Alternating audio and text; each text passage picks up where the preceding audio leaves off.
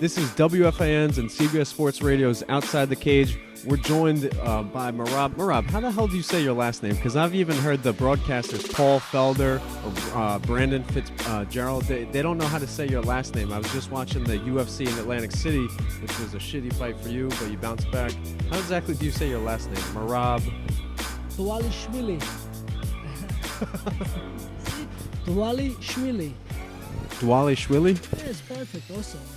We had Fedor in studio, and I kept saying, I was like, is it Fedor? Fyodor.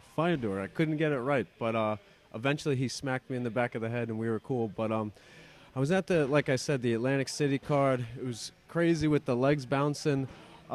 Take us through that fight, and then you bounced back and fought Terrion Ware. You got the win.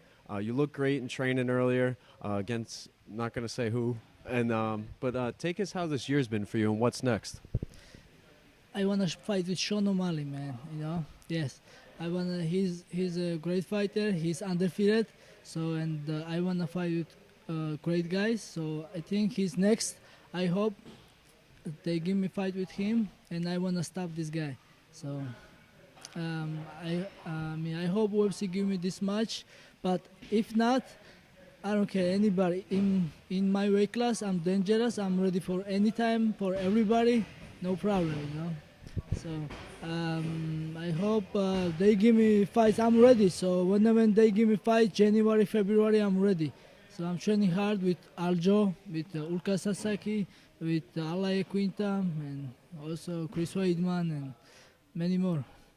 I was going to say the Sasaki's almost a similar body to Sean O'Malley. Very tall, very skinny. He's even got the crazy hair. What is it that you see in Sean that you think you can take the advantage of? Because I'm a pressure fighter. I like the pressure. I think I'm gonna keep pushing him, like close distance, and I'm gonna take him down, and then I'm gonna stop him. Like I might take him ground and pound, better than him. So, and I'm better fighter. So I mean, he's undefeated. I have loss, but I think I'm 3-0 UFC, and so I just wanna fight with him. I guess his drug of choice is marijuana. For you, when you're not training, what do you like to do? What type of liquor, what type of beer do you like to drink? No, I don't drink anything. No. Ever? No. I mean, I used to be drink when I was very young, like 13, 14. Yeah, but I stopped drinking after 18 years old. I never drink even one. Come on, ever? I mean, maybe like once in a year, one beer, and it makes me sleep. It makes me laugh. I love everybody after, you know. Because I try to do my best for sport, because I'm training hard. I don't wanna. Alcohol. How I know is it's not good for us, because I training every day and I never stop training. Even after fight next day, I training. So I never stop training. So I don't use any drugs, and sorry, but no. I mean, you need to talk to Weidman and Vellante, man. They drink too much beer. Everybody depends. I have friends, they drink, but they are still bare best, and they winning. So I'm different kind of fighter, because when I training hard, and I know I'm healthy, and I know I'm dangerous, so I know I can stop everybody. I can fight with everybody. But if I drink and not training hard, my mentally is not ready. So I'm not doing stupid things, I'm ready. I'm hungry. So, and I mean, every time I can fight next week, you know. Well, it's fantastic, man. You look great in there. Again, we're being joined by Merab Dvalishvili. Merab Dvalishvili. Yes. Not bad. I'm working on it. I should be better at this. My wife's Macedonian, another bulking member. And it's funny, man. When I went over there last year, we got married. We did the Christian Orthodox wedding. There was a 9-year-old that was drinking a beer. So it's amazing when I hear that you're 18 and you cut that out. It takes a lot of discipline. Another crazy thing is that you came to this country from Georgia. Did you know that you're coming to this gym specifically? Did a friend introduce you? How was the transition from being in the Balkan and then coming to Long Island of all places? Yeah, man. I was fighting in Georgia amateur, and my dream was to go UFC. I don't know how. I just moved in USA. I moved Long Island.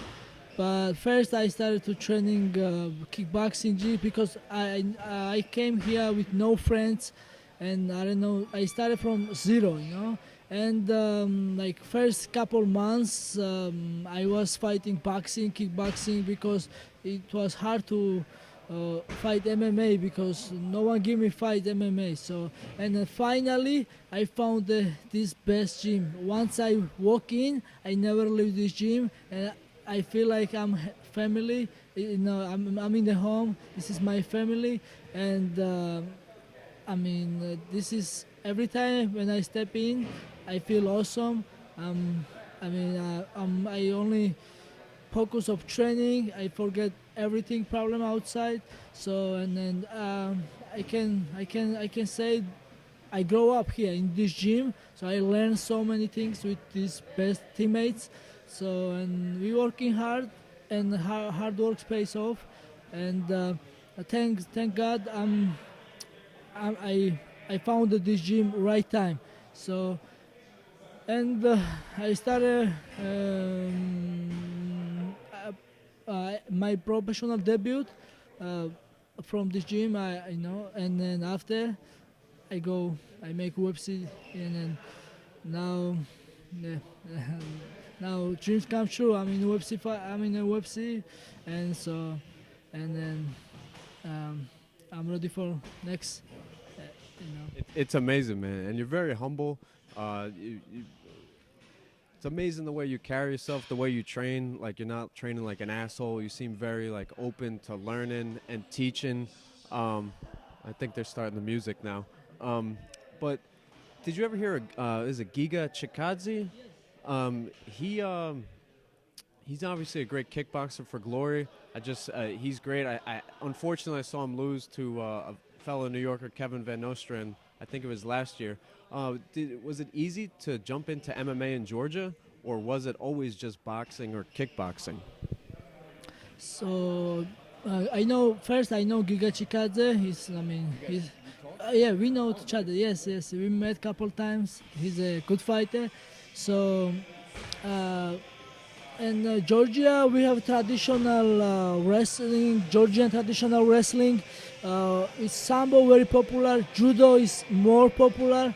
Freestyle wrestling, we have a couple Olympic champions. We have a Greco-Roman wrestlers. So, but MMA it's new. It's new. I mean, we have an MMA organization, but it's smaller. And then it's in Georgia, no pro, no amateur. Everybody fights each other. So this is crazy, really. And that's how I was fighting. I was 11-0 Georgia, but I was fighting like pro. But problem is I don't have one Sherdog these all fights. So when I moved here, I was professional already, but I found out I don't have record in official in mixed martial arts or whatever. So I started amateur fights here. So and I made pro debut here, but here is official. But in Georgia, we just fighting, we love fighting, and then this is the amazing when they pay, we can fight for free. So now when they pay, that's awesome. Nice, man. Now you get paid to get punched in the face. I also saw on your Instagram, I think it was yours or Aljo's, who's doing the construction? Is he doing the construction or you're doing the construction? Whose job is who?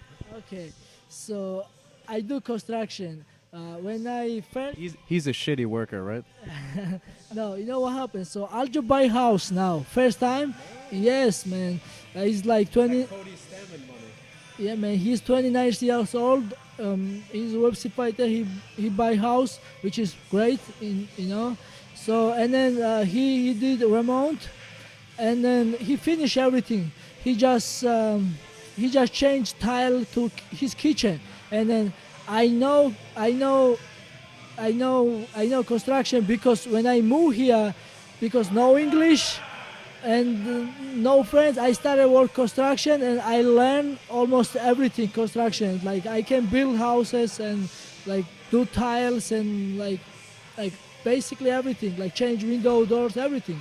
So and of course I help him like friend, like brother, and then yeah, I mean yeah. No, he helped me. He helped me with the heart. So he's smart. So we did together. We changed it. So we did a good job. So It was only the pictures. You saw the beginning and the end. We don't know what happened in between, but the floor, the floor looks great, man. I hope you get to fight with Sean in January, February, March. Maybe at UFC 235 in Vegas. That might be the Brock Lesnar, Daniel Cormier card. My last thing, I didn't meet you first, but my wife met you first at a bar in Brighton Beach. Now I get very paranoid from time to time when I'm not around her. Was she well behaved? Was she on her? Was she talking to other guys? no, man. She's humble. She was very nice.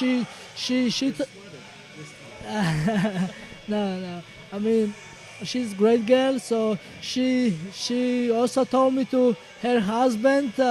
He does interview.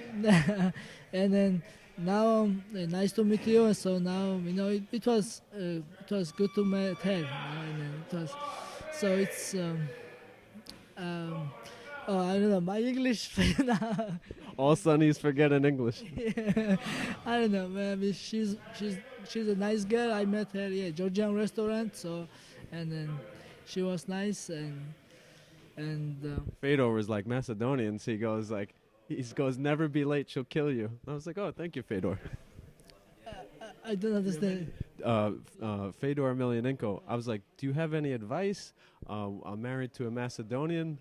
You have any advice? He goes, never be late. He goes, they'll kill you. I was like, oh, thanks, Fedor. Do you have any advice for my Balkan wife? Like, you know the best.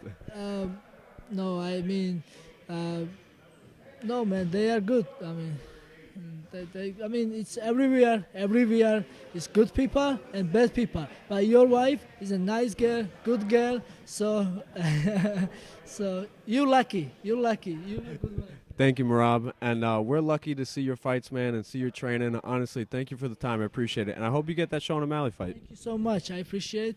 And I'm ready for, I want a Sean O'Malley. I hope UFC give me this fight. If not, I'm ready for anybody, anytime. I'm here 24 hours. I'm training with my coach, Ray Longo and Metzera, and man, with the great teammates. So I'm ready for every day. Anytime, anywhere. Yes. Thank you. I appreciate it.